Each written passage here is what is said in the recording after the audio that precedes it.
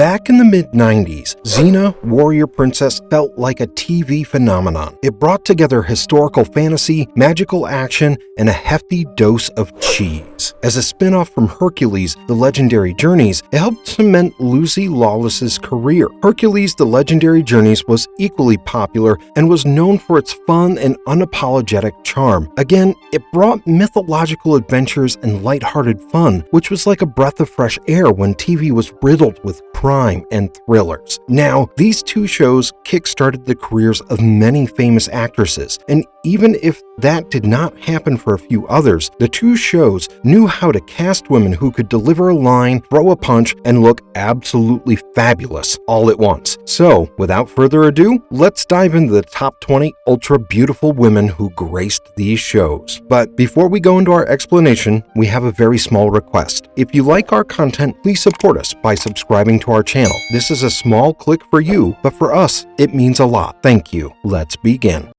It's not that simple. I won't let it be.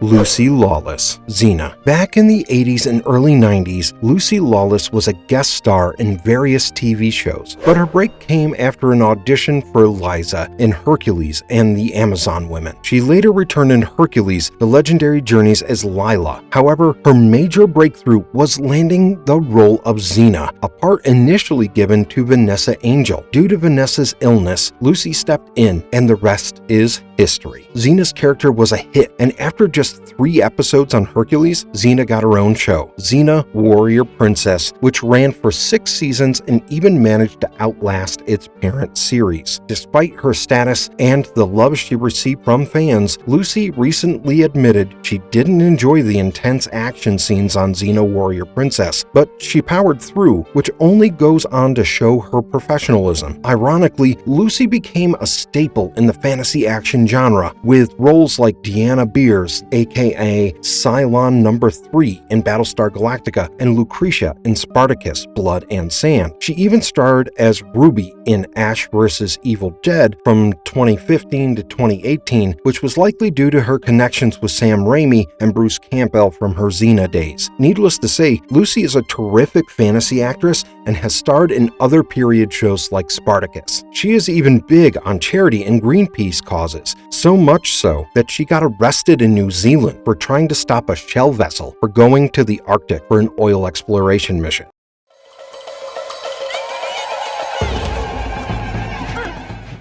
Renee O'Connor, Gabrielle Hope. Renee O'Connor is best known for her role as Gabrielle in Xena, Warrior Princess from 1995 to 2001. Before that, she caught attention in 1994 as Deianira Troy in Hercules and the Lost Kingdom, which impressed producers Robert Tappert and Sam Raimi. This led to her role as Laurie Brinkman in Darkman 2, The Return of Durant. Finally, she scored her part of Gabrielle, the battling bard, in the Xena spin-off. Gabrielle starts off as a farm girl in Patadia, who unfortunately gets kidnapped along with her sister, Lila, and other village girls by the warlord Draco's men. Xena swoops in and saves them. This greatly impresses Gabrielle. Amazed by Xena's skills, decides she wants to be a warrior too. Plus, it's a good excuse to dodge the marriage her parents set her up with, her childhood friend Perdiccas. Gabrielle tags along with a reluctant Xena, and the two develop a deep bond over the series. Gabrielle transforms from a naive, idealistic teenager to a seasoned but conflicted warrior, fighting alongside Xena over 6 epic seasons. Xena and Gabrielle share an ambiguous relationship, and it would not really be a stretch to say that the two women share something that goes beyond platonic friendship. In fact, Renee O'Connor also played Hope, Gabrielle's daughter. Hope was predominantly evil and supported her father, Dahak, in his evil plans, which usually centered around him trying to take over the world.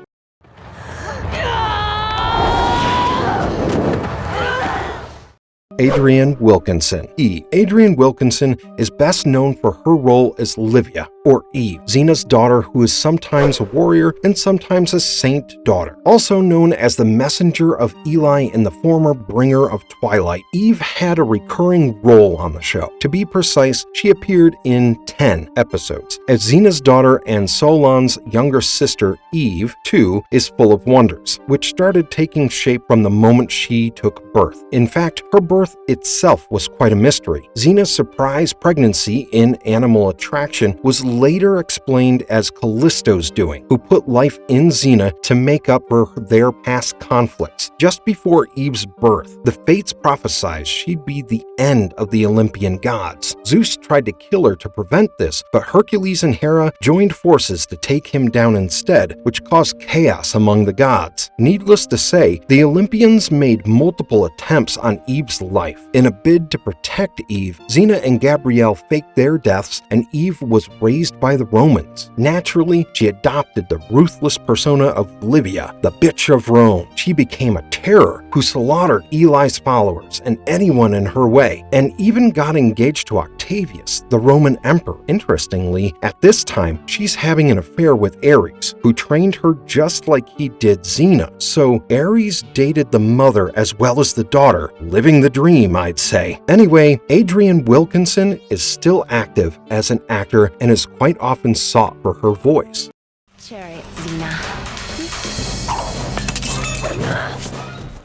Hudson Leick, Callisto. Leick's big break came in 1995 with a role on Melrose Place, in which she appeared in 10 episodes. After a couple of minor roles after Melrose Place, director Robert Tapert cast her as Callisto on Xena Warrior Princess. Callisto was a major villain in both Xena and Hercules, the Legendary Journeys. She became one of the most ruthless warlords after witnessing her family's brutal murder by Xena during an attack on her village. Over the years, she developed a fierce hatred for the rivalry with Xena and constantly tried to break her down both mentally and physically. Callisto's life was a whirlwind of events. She saw her family die, experienced multiple deaths herself at Xena's hands, and was sent to Tartarus, hell, and heaven. She started as a mortal, but went on to become immortal thanks to the golden apples, and even a goddess due to ambrosia. After her final death, she became a demon, and then an archdemon. But wait, there's more. She was sent to heaven and became an angel before reincarnating into Eve, Xena's daughter, who would later bring peace as the bringer of twilight. Her murderous spree, including killing Strife, Perdiccas, and Solon, which is how she developed quite antagonistic relationships with Ares, Gabrielle, and Xena. A skilled strategist and martial artist, she was often on par with Xena in combat. However, her blind rage in fights sometimes caused her to lose focus. She had a knack for using Xena's chakram whenever she could. Interestingly, in a few episodes, Callisto was played by Lucy Lawless.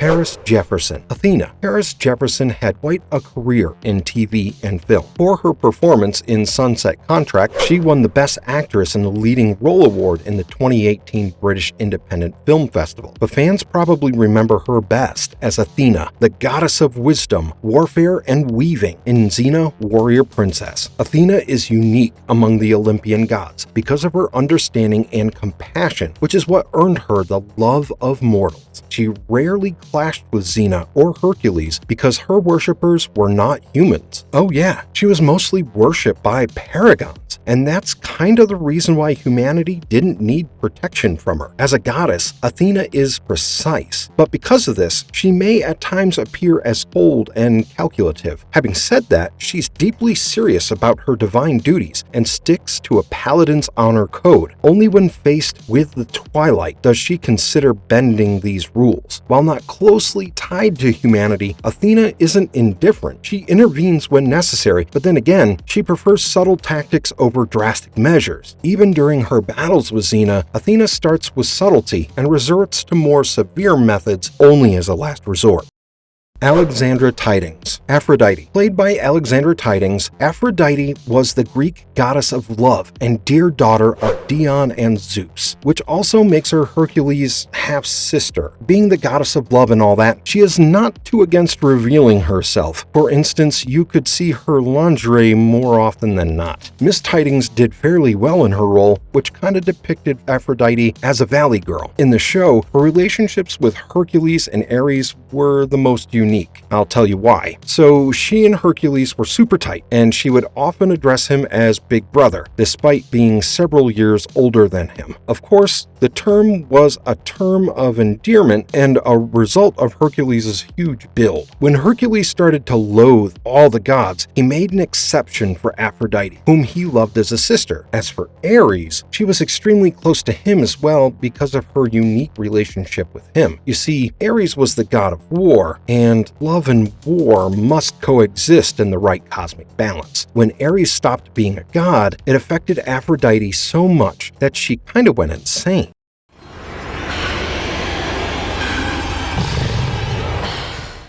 Corey Everson, Atlanta. Corinna Everson was born in Wisconsin and later met her husband, Jeff Everson, at the University of Wisconsin-Madison. By the early 80s, she launched her successful bodybuilding career, which led to her acting career taking shape. Soon, Corey got the role of Atlanta, a young and beautiful girl who falls for Hercules, but she was no damsel in distress. Atlanta had her first brush with Hercules when he came to her to get some nails, but she fell in love with him and probably wanted to get nailed. She also tells him that her assistant, Xenos, was missing. Hercules, being Hercules, went looking for him and found out that Xenos had actually joined a band of young men who followed Ares. Meanwhile, Ares possessed Atlanta and forced her to forge swords for these young men. When she finally got rid of the possession, she told Hercules about it, who went and freed the young men. Interestingly, Atlanta and Hercules shared quite a passionate kiss before he went on his way. Later, Atlanta's nephew, Damon, wanted to become a soldier to show his mettle and prove himself, but Atlanta was not happy with this. Once again, Hercules came to the rescue and organized the first Olympic Games, an avenue where young people could prove themselves and channel the energies of their youth. In fact, Atlanta became the first Olympic winner when she won the javelin tournament. She was so obsessed with Hercules that she created a statue and asked Hephaestus to breathe life into it, which the god did. Although the statue looked and sounded like Hercules, Atlanta realized that this sort of relationship was wrong and backed out.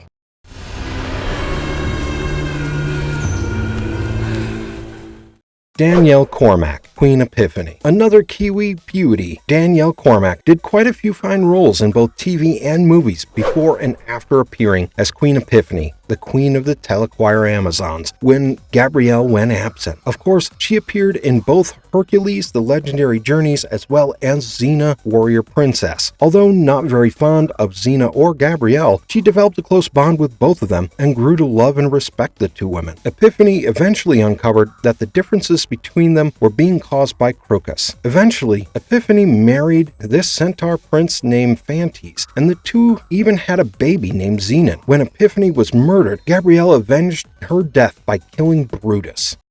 Jennifer Skye, Amorous. Jennifer Skye used to be a teen model and has some really horrific stories to share from those days. According to her, the fashion industry is plagued with people who wish to exploit women, especially children who want to become a model, from being drugged and photographed topless and being abandoned in foreign hotels with no money, to being groped and being made to pose in freezing pools. Skye bore it all, and when she entered the Xenaverse as a woman who was riding horses, using weapons, and being pure badass, she felt transformed. Amorous pretended to be an Amazon because she wanted to be amongst people with whom she could have a sense of belonging. But in truth, her real origin or tribe is not really known. She first served in the telechoir Amazon tribe and later the Northern Amazon tribe. After the death of Queen Epiphany, Amorous came across Xena and Gabrielle and asked them to defeat Pompey and Caesar. However, the two warrior women got crucified instead, and Amorous help in cutting them down from their crosses and protecting their bodies before they were revived by Eli. As an individual, she was a good and loyal friend, but was extremely arrogant and stubborn in the initial days. It was only after Xena's death that Amorous finally learned the true meaning of the things that Xena told her all this while. She learned that the sword was not the answer to every battle, and that violence was pretty much the last resort. However, she died in battle soon after leaving Xena and Gabrielle.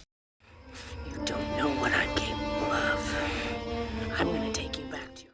Claire Stanfield, Alti and Mnemosyne. Claire Stanfield, born to an English father and German mother in London, moved to Canada, where she grew up and considers herself more Canadian than English. Although she appeared in quite a few movies and TV shows, Stansfield has largely been out of the acting game since 2004. Anyway, in Hercules, the Legendary Journeys and Xena the Warrior Princess, she plays the role of Alti, the powerful shaman who once belonged to a Siberian Amazon tribe. As a shamaness, Alti was quite powerful and could kill people using her powers, which included the ability to use visions of a person's past and present lives to inflict pain on them. Needless to say, she used this quite often on Gabrielle and Xena. In fact, she could also make people experience their future deaths, which, more often than not, killed them. Miss Stansfield also played the role of Mnemosyne, a titan who had been banished to a fiery cave by the Olympian gods.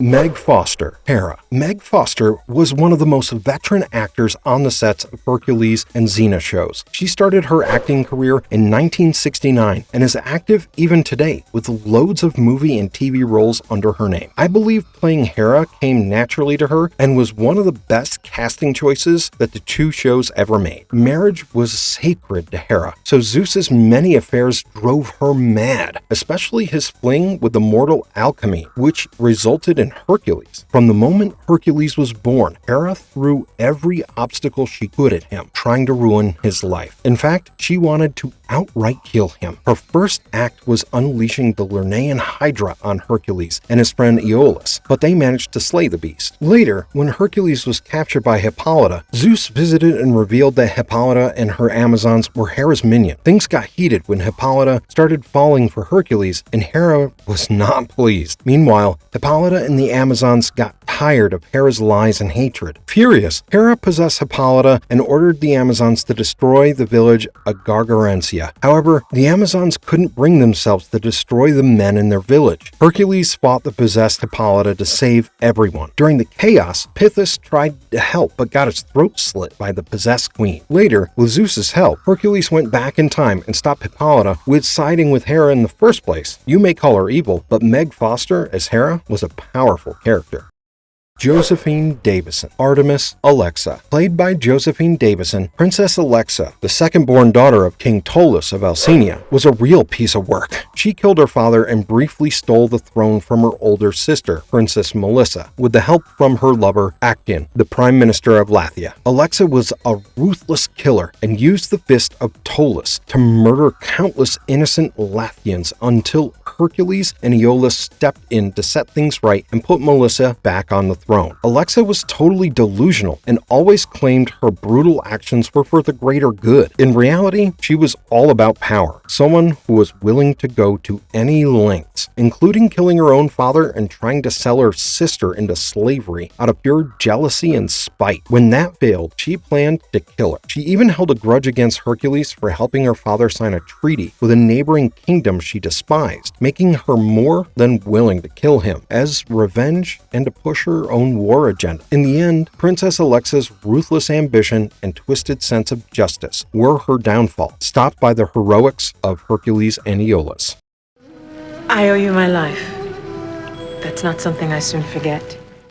Gina Torres, Cleopatra Nebula. Gina Torres is another veteran actress who knows how to do her part to the best of her abilities. She has appeared in a number of long-running and famous TV shows and is currently serving as the main role in 911 Lone Star. She was briefly married to Lawrence Fishburne and also played his wife in the Hannibal TV show. She played Nebula in Hercules and Cleopatra in Xena. Gina Torres as Cleopatra brought to life the last queen of Egypt until her tragic death at the hands of Brutus. Her death was supposed to give the Egyptian people a chance to choose their leader, but it ended up kickstarting the Roman Empire instead. During a trip to Greece, Cleopatra faced an assassination attempt by Jet, Joxer's brother, who teamed up with her security chief Pontius. Luckily, Autolycus, Joxer, Xena, and Gabrielle foiled the plot. After Julius Caesar's murder, a civil war erupted between Mark Antony and Brutus, with Cleopatra's fleet being the ultimate prize. Brutus, determined to keep the fleet from Antony, secretly killed Cleopatra. Xena then impersonated Cleopatra to keep the fleet out of both their hands, getting romantically involved with Antony in the process. Brutus figured out Xena's ruse, while Octavius, Caesar's adopted son, believed he was the rightful heir to Rome. Xena and Gabrielle joined forces with Octavius and secretly handed him control of the fleet. When the battle at sea erupted, Gabrielle and Octavius led the fleet to victory, with Xena and Gabrielle taking down Antony and Brutus. This secured Octavius as the new emperor of Rome. Xena then told the Egyptian people they now had the chance to choose their next leader.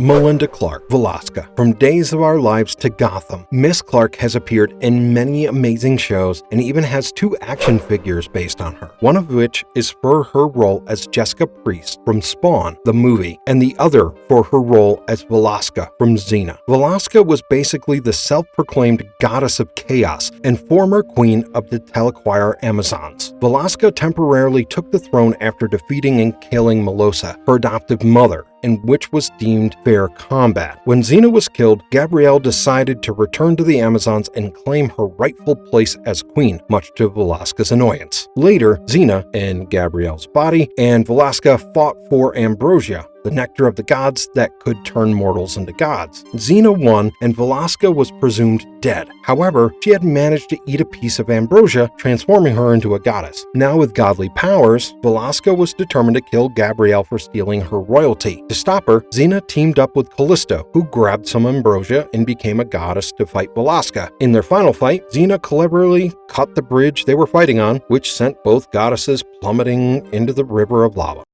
Tawny Kitaen. Deianira. The late Tawny Kitaen started off in TV films like Malibu and California Girls. She later made a name for herself in comedies like The Perils of Gwendolyn, In the Land of the Yik Yak, and Bachelor Party, both of which were released in 1984, and the 1986 horror film Witchboard. No point in getting her tire filmography, but Tawny was also someone who was surrounded with controversies, be it possessing cocaine, dating O.J. Simpson while he was married, or getting arrested for DUI twice. Nevertheless, she did a good job as Deianira of Thebes, the first wife of Hercules. She met him during an adventure to restore fire to mortals stolen by Hera. They fell in love during their quest and eventually built a life together, and even had 3 children named Azon, Clonus, and Ilia. Tragedy struck when Hercules went to help the town of Griffin. Deianira feared she'd lose him to a younger woman, so she gave him a cloak soaked with the blood of Nessus because she believed it would protect him. Instead, Hera enchanted the cloak to attack Hercules. She later came to believe, albeit falsely, that Hercules died, and, overwhelmed with guilt, Deianira threw herself from a cliff. She ended up in the Elysian fields, but Hercules made a deal with Hades to bring her back. Sadly, Deianira and her children were later killed by Hera, who used fireballs to destroy their home. When Hercules was sent to the underworld to retrieve Persephone, he encountered Deianira and his children again. Hades offered him a chance to bring her back, but he'd have to leave Persephone behind, which would doom mortals to Demeter's wrath. Deianira understood and urged Hercules to prioritize the Earth's needs. Hercules asked Hades to erase her memory of the encounter so she could find peace in the Elysian fields.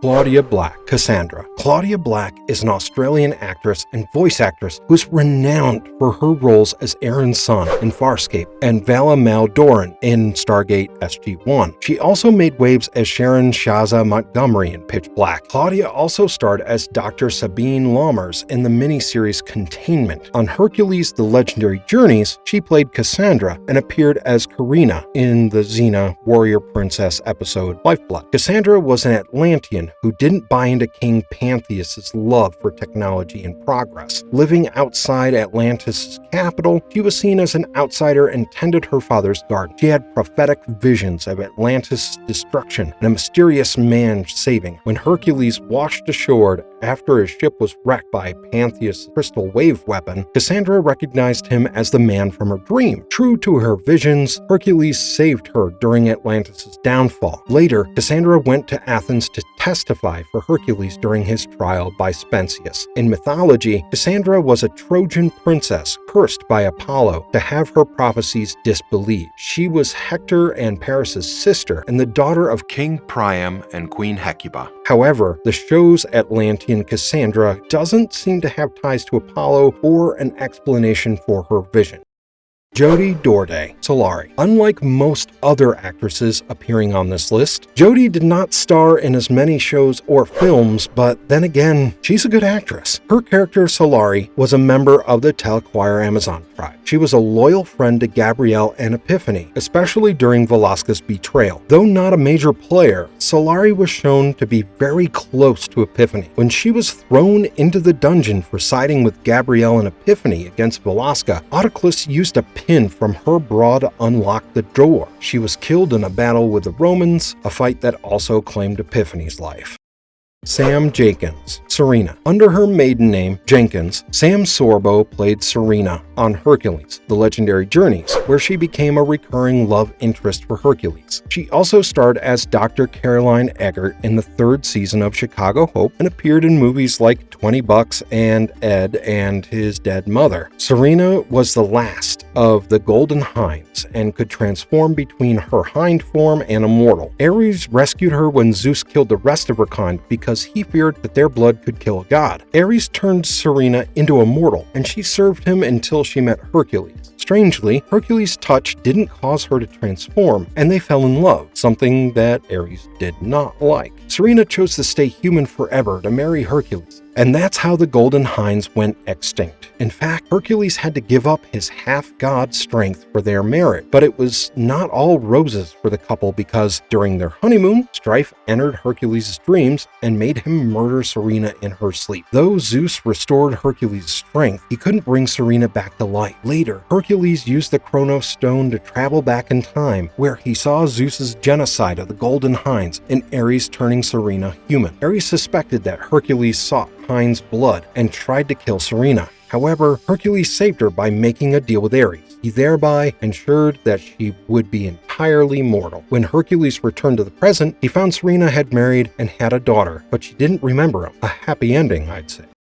Jacqueline Kim, Loma. After graduating from drama school, Jacqueline Kim started her acting career on stage in Chicago and DC, and eventually made her way to Minneapolis. She spent 4 seasons at the Guthrie Theater, where she shined in roles like Nina in The Seagull, the title role in Elektra, and Phocion, or Princess, in The Triumph of Love. On Xena Warrior Princess, Kim played Loma, and although she appeared only twice, her character was pretty important to the show. Loma was the wife of the emperor of the Lao dynasty, Lao Tzu, whom she kept in a coma using pressure points and secretly ruled the dynasty in his name. When she first met Xena and Boreas, she attempted to form an alliance but had to defend herself against an aggressive Xena. After saving Xena from Ming Zu's dogs, Lao Ma helped Xena discover her inner potential, and it was Lao Ma who called Xena the warrior princess for the first time. She taught Xena compassion and helped her rediscover a part of herself she thought was gone. However, this transformation was short-lived as Xena and Boreas reunited, which, of course, led to more battles and eventually the death of Ming Zu. Years later, Lao Ma was sentenced to death by her son, Ming Tian, so he could take the throne of Qin.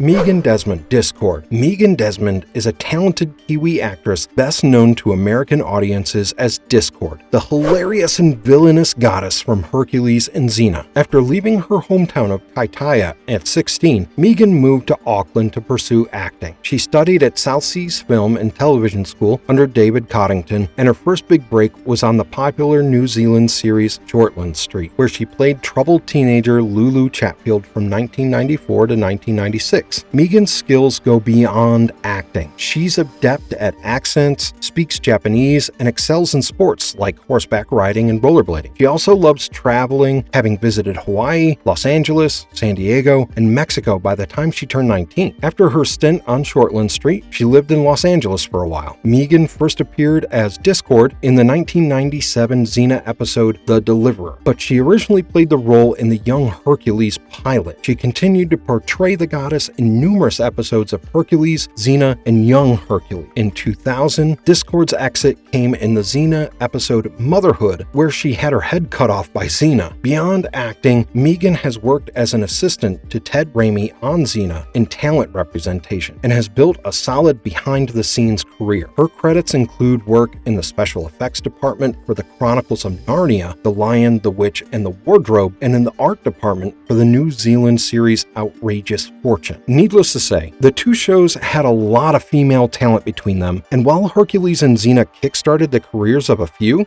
others had only these productions as something credible on their resume. Regardless, all 20 of these beautiful ladies have made an indelible mark, something that people should cherish more than they do. So if you liked our content, don't forget to leave a like and subscribe to us if you haven't already. Have a good one and be safe out there. Thanks, everyone.